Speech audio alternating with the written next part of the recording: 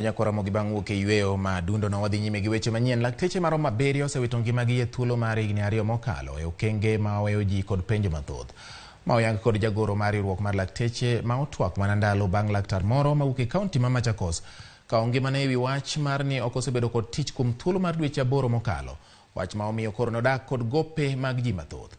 KMPDU obwogo mar dhi e ng'anyo chak dwe mar 3 poni piny owacho koketo e tim winjruok ma oriwo koda ka keto chik mabiro neno ni lakteche ondiki higa ka higa e pacho ka.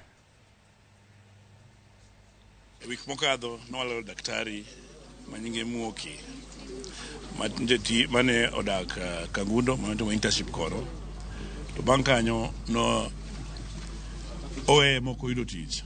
Koro nondiko barua ne nyaminegi sama koro notho kata kawo ngimane ni osemanyo tich kuom dweche gi motame yudo, en gi gope ji to chulo bills motame, to owinjo malit ko en ka jo odigi thagore to osebedo daktari.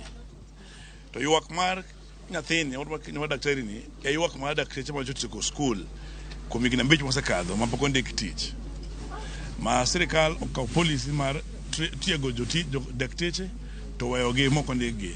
To sama gitimore, osiptende te mane Kenya ka dhi maonge jotich, dhi maonge dakteche, ji dhi osiptal to ok yud thieth.